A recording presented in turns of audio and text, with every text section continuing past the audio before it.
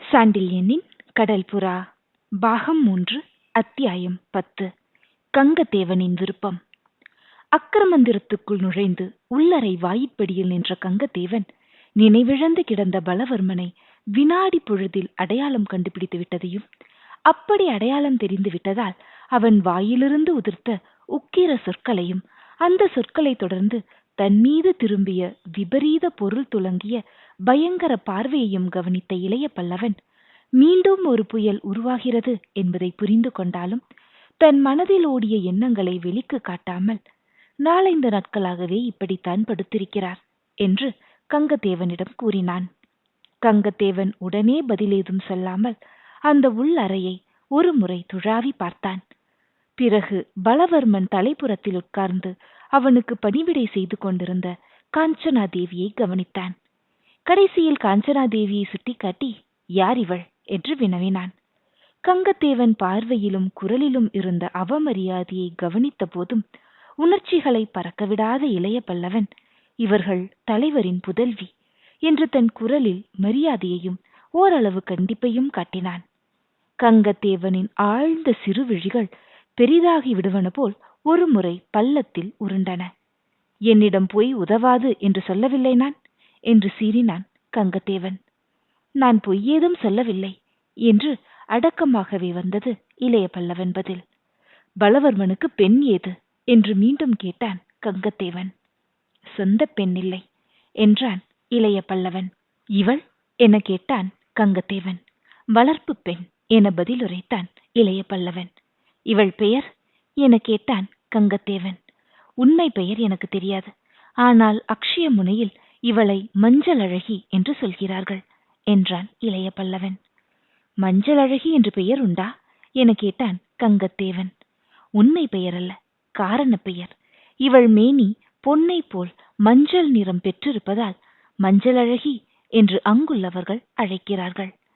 இதை கேட்டதும் கங்கதேவன் காஞ்சனாதேவி மீது தன் கண்களை ஓட்டினான். அவள் கையும் கழுத்தும் முகமும் அத்தனை மஞ்சள் இல்லை என்றாலும் பொன்னிறம் பெற்று கண்ணை கவர்ந்ததை கண்ட கங்கதேவன் சித்தத்தில் ஏதேதோ எண்ணங்கள் எழுந்து உலாவின. அதன் விளைவாக அவன் வேறெந்த கேள்வியையும் கேட்காமல் அந்த அறையை விட்டு வெளியே கிளம்பினான்.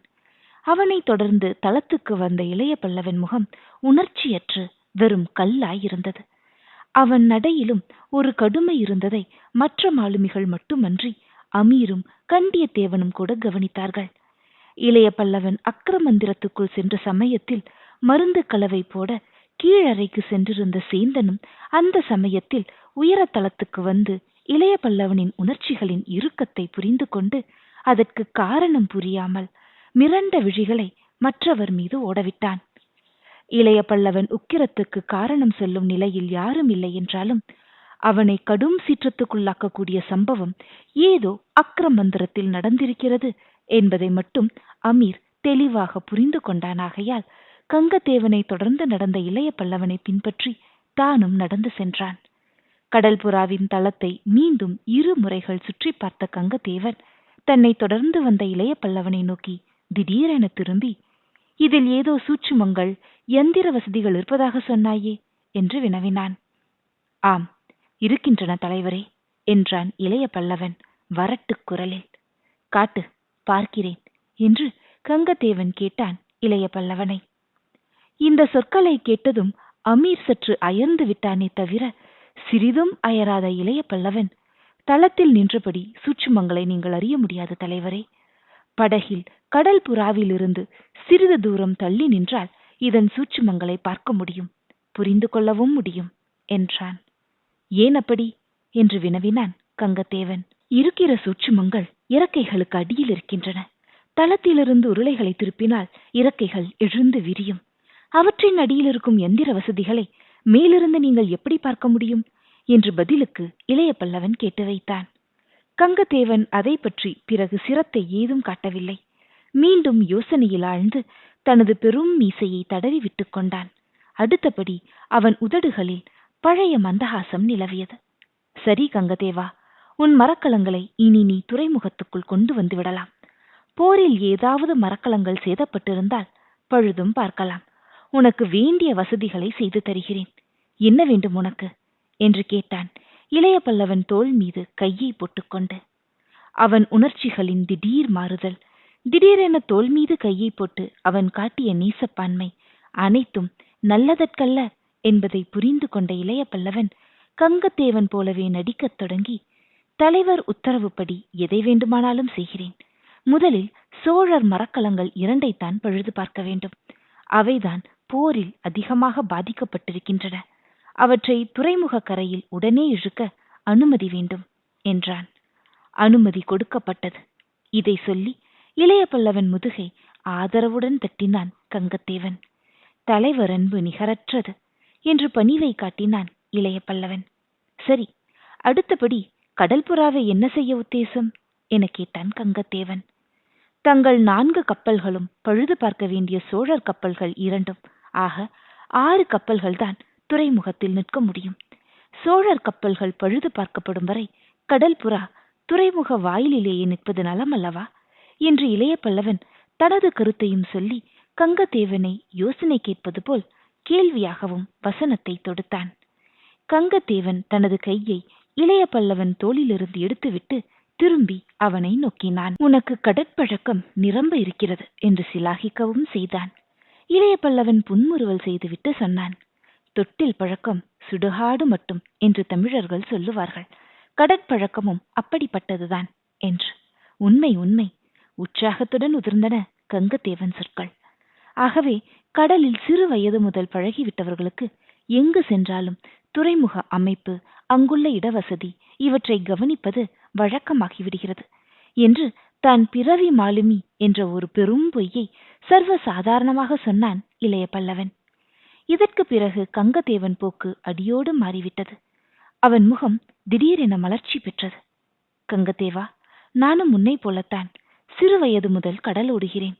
எனக்கு நிலத்தை கண்டாலே பிடிப்பது கிடையாது. கடலோடுவதிலும் போராடுவதிலுமே என் இன்பமெல்லாம் இருக்கிறது. நம் இருவர் மனப்போக்கு, வாழ்க்கை எல்லாம் ஒரே விதம். பெயரிலும் பொருத்தம் இருக்கிறது. இனி இந்த கடல் மோகினி சம்பந்தப்பட்டவரை நீ வேறு நான் வேறு அல்ல. நீயிடும் கட்டளைகள் என் கட்டளைகளைப் போல நிறைவேற்றப்படும். ஆனால் ஒரு சில விஷயங்களை நினைவில் வைத்துக் கொள்ள வேண்டும் நீ என்றான் அன்பு ததும்பும் குரலில். சொல்லுங்கள் தலைவரே என்றான் சோழர் படைத்தலைவன். எனக்கும் கடற்போர் தெரியும் என்றான் கங்கதேவன். சந்தேகம் என்ன என்றான் இளைய பல்லவன். கப்பல்கள் எந்த இடத்தில் எப்படி நிறுத்தப்பட்டால் எனக்கு பாதகம் என்பதும் தெரியும் என்றான் கங்கதேவன். இது தெரியாதிருக்க முடியுமா என்றான் இளைய பல்லவன். இதுவரை நீ தெரிந்து கொண்டால் போதும், தவிர இன்னொரு விஷயம் என்றான் கங்கதேவன். என்ன தலைவரே என கேட்டான் இளைய பல்லவன். பலவர்மனை என்ன செய்ய போகிறாய் என கேட்டான் கங்கத்தேவன். கடல் மோகினியில் இறக்கி சிகிச்சை செய்ய வேண்டும், அது என் கடமை என்று இளைய பல்லவன் கூறி கங்கத்தேவனை ஏறெடுத்து நோக்கினான். தயக்கமின்றி மிகுந்த அன்புடன் வந்தது கங்கத்தேவன் சொற்கள். உன் கடமை மட்டுமென்ன, என் கடமையும் அதுதான். பலவர்மனை கொல்ல எனக்கு காரணம் இருக்கிறது. ஆனால் தென்கலிங்க மன்னருக்கு மரக்கலம் கொண்டு செல்லும் இவனை கொல்வது அரச துரோகமாகும். ஆகவே இம்முறை இவனை தப்ப விடுகிறேன். கடல் மோகினியில் இவனுக்கு தீங்கு ஏதும் நேரிடாது. என் விடுதியிலேயே இவனை வைத்து சிகிச்சை செய்யலாம். மருத்துவர்கள் கூட இருக்கிறார்கள் என்றான் கங்கதேவன். மருத்துவர் தேவையில்லை, என்னிடம் ஒருவன் இருக்கிறான் என்று பதில் கூறினான் இளைய பல்லவன். நல்லது நல்லது, அவனை கொண்டே சிகிச்சை செய்து கொள் என்ற கங்கதேவன், கங்கதேவா, நீ துறைமுகத்துக்குள் உன் மரக்கலங்களை இன்று மாலை கொண்டு வந்து விடலாம். எனது 4 கப்பல்களையும் சற்று விலக்கி சோழர் மரக்கலங்களுக்கு வழிவிட பிற்பகல் வரை பிடிக்கும் என்று கூறிவிட்டு புறப்பட சித்தமானான். அவன் புறப்பட முற்பட்டு விட்டதை குறிப்பால் உணர்ந்த கடல் மாலுமிகள் வெகு சீக்கிரம் நூலேணியை தொங்கவிட்டு இழுத்து பார்த்து சரி செய்தார்கள். அத்துடன் இளைய பல்லவனிடம் விடை பெற்றுக் கொண்டு நூலேணியில் இறங்க முற்பட்ட கங்கதேவன், கங்கதேவா என்று இளைய பல்லவனை அருகில் வரும்படி அழைத்தான். அருகில் வந்த இளைய பல்லவனிடம் அவனுக்கு மட்டுமே கேட்கும்படி சொன்னான். இதோ பார் கங்கதேவா, யாருக்கும் நான் ஆயுளில் அளிக்காத வசதிகளை உனக்கு அளிக்கிறேன் என்று. அந்த முன்னுரைக்கு காரணத்தை அறியாத இளைய பல்லவன், ஆம் தலைவரே, அதற்கு நான் பெரிதும் கடமைப்பட்டிருக்கிறேன் என்று கூறினான். கங்கதேவன் புன்முறுவல் செய்து ரகசியமாக கேட்டான், கடமைப்பட்டிருப்பதை எப்படி காட்ட உத்தேசம் என்று. இளைய பல்லவன் மூளை துரிதமாக வேலை செய்தது. எப்படி காட்ட சொன்னாலும் காட்டுகிறேன் என்று உதடுகள் உணர்ச்சியின்றி சொற்களை உதிர்த்தன. எதை செய்ய சொன்னாலும் செய்வாயா? கங்கதேவன் கேள்வி ஆவலுடன் வந்தது. முடிந்ததை கண்டிப்பாய் செய்வேன் என்று பதில் சொன்ன இளைய பல்லவன், என்ன செய்ய வேண்டும், உத்தரவிடுங்கள் என்று கேட்கவும் செய்தான். சமயத்தில் உத்தரவு வரும் தேவா, சமயத்தில் வரும் என்று கூறிவிட்டு நூலேணியில் இறங்கி சென்று விட்டான் கங்கதேவன். அடுத்த சில வினாடிகளில் கங்கத்தேவன் படகு கடல் நீரை கிழித்துக் கொண்டு துறைமுகத்தை நோக்கி வெகு வேகமாக சென்று கொண்டிருந்தது. அந்த படகு செல்வதை பார்த்து கொண்டே நீண்ட நேரம் தளத்திலேயே நின்று கொண்டிருந்தான் இளைய பல்லவன். அமீர் படைத்தலைவனை அணுகி, படைத்தலைவரே, இவன் எப்படி என்று வினவினான். நான் இதுவரை சந்தித்த எதிரிகளுள் மிகவும் அபாயமானவன் என்று லேசாக கவலை பாய்ந்த குரலில் பதில் வந்தது இளைய பல்லவனிடமிருந்து. பலவர்மனை விடவா என்று அமீரின் கேள்வியில் வியப்பு பிரதிபலித்தது. பலவர்மனை விட பன்மடங்கு அபாயமானவன் என்றான் இளைய பல்லவன். வெறும் முரடனாயிருக்கிறானே பார்ப்பதற்கு என்றான் அமீர்.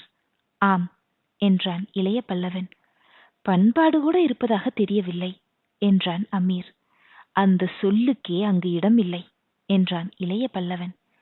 அப்பேற்பட்டவன் வாசகத்தை அமீர் முடிக்கவில்லை. இளைய பல்லவனே இடைமறித்து முடித்தான்.